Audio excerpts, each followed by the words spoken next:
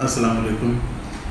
ارتقائے فہم digital media کے plate form سے میں ڈاکٹر رانا برار اور میرے ساتھ تشریف رکھتے ہیں رانا حبیب اللہ صاحب۔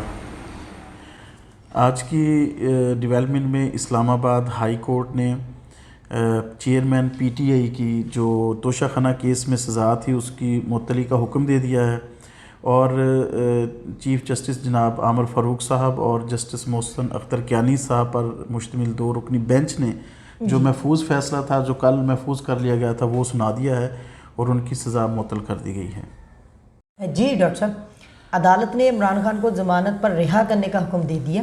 تحریری فیصلے میں سزا معطل کرنے کی وجوہات بتائی جائیں گی؟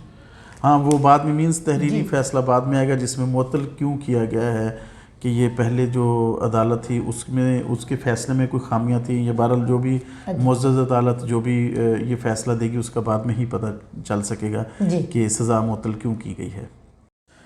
سزا معطلی کے ساتھ ہی جو وفاقی وزیر قانون تھے، سابق وزیر قانون اعظم نذیر تارڑ صاحب، ان کا بھی ایک بیان سامنے آیا جس میں انہوں نے کہا کہ عدالت نے سزا معطل کی ہے، فیصلہ ابھی برقرار ہے، مینز کہ ابھی سزا ہی معطل ہوئی ہے، یہ عارضی ریلیف ہے، ابھی مس ٹرائل کی بات کرنا سمجھ سے بالاتر ہے، مٹھائیاں نہ کھائیں، ابھی انتظار کریں کہ کیا ہے۔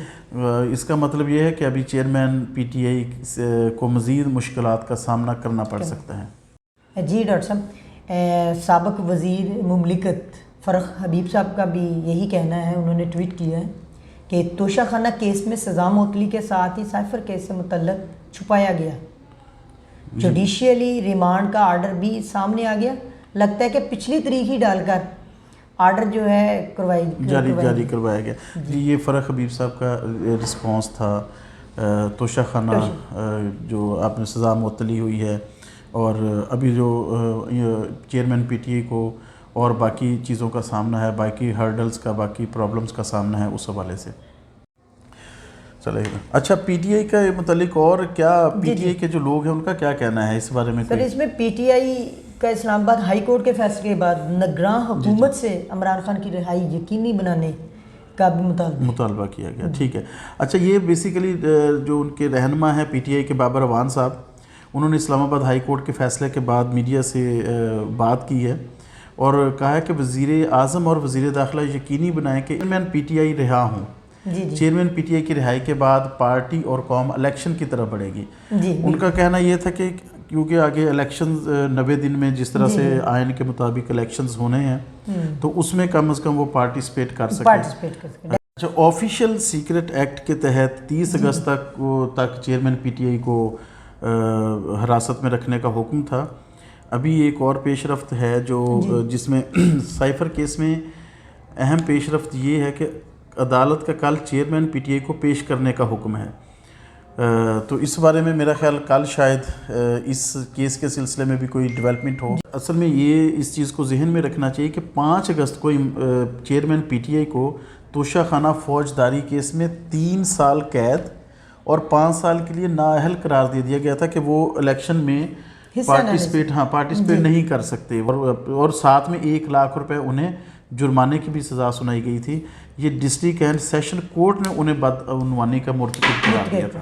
چودھری پرویز الہی ایک قابل احترام سیاستدان ہیں، بڑے مزے ہوئے، جی بہت بڑا ان کی کنٹریبیوشن ہے پاکستان کی سیاست میں۔ ان کے بارے میں ان کی آج پیشی تھی نیب میں، تو اس کے بارے میں کیا اپڈیٹس ہیں وہ کائنڈلی بتائیے گا۔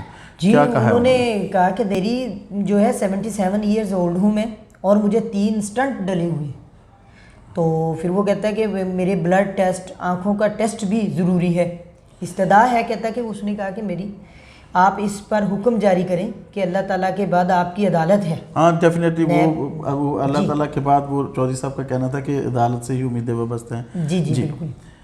اچھا، اور نیب پروسیکیوٹر نے بھی موقف اپنایا کہ پرویز الہی نے 15 دن کی تفتیش میں تعاون نہیں کیا۔ بالکل۔ اچھا، ان کا کہنا تھا کہ وہ سوچ رہے تھے کہ شاید یہ تو تفتیش ہے یہ رک جائے گی، لیکن یہ ہے کہ ان سے 15 دن وہ تفتیش ساری کی گئی، اور مزید تفتیش کا انہوں نے 14 دن کا جسمانی ریمانڈ مانگا ہے۔ اچھا، وفاقی کابینہ کا جو اجلاس ہوا ہے، خبر یہ ہے کہ اس میں بھی عوام کو بجلی کے بلوں میں کوئی ریلیف دینے کی حکمت عملی نہیں اپنائی جا سکی، کوئی ڈیسیجن ایسا نہیں ہو سکا.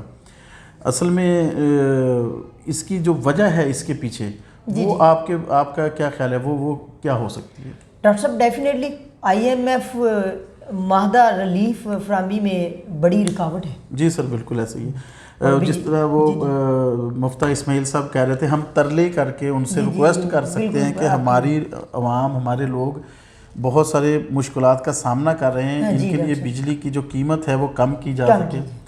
تو اگر IMF اس چیز پہ ایگری ہوگی تو ہی ہو سکتا ہے، نہیں تو بھگتنا پڑے گا پاکستانیوں کو. جس طرح سے کئی پچھلے 75 سالوں سے پاکستانی قوم پستی آ رہی ہے اس چکی میں، تو اب مزید بھی پسنا پڑے گا. اس کا اور کوئی حل نہیں ہے. حبیب صاحب پچھلے کافی عرصے سے، کافی دنوں سے روز کسی نہ کسی طرح سے بجلی کے بلوں کا، ان کے انڈیو جو ٹیکسیز ہیں، ان ساری چیزوں کا ہم ذکر یہاں پہ کرتے رہتے ہیں. ابھی آج کی خبر یہ ہے کہ جو یہاں زیادہ بل آئے ہیں پوری پاکستانیوں کو بجلی کے، ان کے لیے ایک اور بری خبر ہے. اچھا. ان کے لیے بری خبر یہ ہے کہ بجلی مزید 2 روپے 7 پیسے فی یونٹ مہنگی ہو جائے گی. اور یہ واقعی ڈاکٹر صاحب یہ تو غیر انسانی سلوک ہے. یہ ان انسانوں کے ساتھ سر جو یہ پے ہی نہیں کر سکتے. یہ جولائی کے فیول ایڈجسٹمنٹ کی مد میں وہ کیا جائے گا. یہ آپ کو پہلے سے ہم خبر دے رہے ہیں. دیکھیے صاحب، آپ کی یہاں اگر بات کی جائے ٹوبہ ٹیکسنگ کی، تو یہاں پہ بھی میرے خیال میں پروٹیسٹ ریکارڈ کیا گیا ہے نا؟ جی ڈاکٹر صاحب، لاہور سے کراچی تک جو موٹر وے ہے نا، جی عبداللہ کی موٹر وے، جی وہاں بھی پروٹیسٹ کل کافی دیر تک چلتا رہا. اور فیصل آباد سے کراچی تک جو موٹر وے، اس میں بھی پروٹیسٹ دونوں طرف یعنی کہ پروٹیسٹ ہو رہا تھا.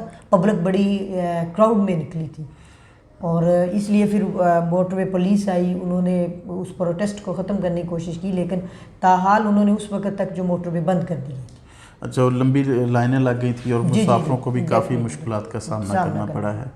جی ڈاکٹر صاحب، ایک اور انٹرسٹنگ خبر آپ کے ساتھ شیئر کروں گا. جی روس کی سرحد پار کرنے والے ہرنوں نے ناروے کو پریشان کر دی. ہاں جی، اصل میں وجہ یہ ہے کہ ناروے اور روس کے درمیان جو سرحد ہے، ان کا بارڈر ہے، وہاں پہ روس کا ایک ایریا ہے، ایک جنگل ہے جس کو یہ سٹیٹس حاصل ہے کہ وہاں پہ وائلڈ لائف کی حفاظت کی جائے گی. اچھا، روس میں ہے یہ. جی. اب ناروے کی طرف سے جو وہاں پہ ہرن آتے ہیں، وہ روس کا کہنا یہ ہے کہ وہ ہمارے جو قدرتی وہاں پہ ماحول ہے اس کو خراب کرتے ہیں. یہ بیسیکلی جانور ماحول کو خراب نہیں کرتے ہوتے، وہ تو نیچرل ماحول کا حصہ ہے بالکل ڈیفینیٹلی. لیکن ملکوں کے درمیان بہرحال یہ ایشوز چلتے رہتے ہیں. انہوں نے اس کو ایشو بنا کے کہا ہے کہ فی ہرن جو ہے ہم $4700 تک آپ سے چارج کریں گے. اور ناروے نے اسی چیز سے ڈرتے ہوئے پہلے $3.5 لاکھ مالیت کی بال لگانا شروع کر دی ہے اپنے بارڈر پہ کہ ان کے ہرن جو ہے وہ روس کے پاس، روس کے علاقے میں نہ جا سکیں اور روس ان پہ ہرجانہ نہ کر سکے. یہ رانا صاحب، امریکہ کی ایک اسٹیٹ میں ایک افسوسناک واقعہ ہوا ہے کہ وہاں پہ ایک ریسکیو کرنے والا ہیلی کاپٹر ایک رہائشی عمارت پہ گرا ہے، جس میں 2 افراد جاں بحق ہو گئے اور 4 زخمی ہوئے ہیں. بہرحال انسان کہیں بھی ہو اس کے لیے خدا نہ خواستہ کوئی بھی اس طرح کا ہو تو دکھ ہوتا ہے. ناظرین محترم، فہم میڈیا ڈیجیٹل کے پلیٹ فارم سے فی الحال آج کے لیے آپ سے اجازت چاہتے ہیں. کل انشاءاللہ مزید خبروں، اپڈیٹس اور میڈیکل کے حوالے سے انشاءاللہ ہمارا ایک نیا سیگمنٹ ہے، وہ بھی ہم انشاءاللہ شامل کریں گے. تو تب تک کے لیے اجازت. اللہ حافظ.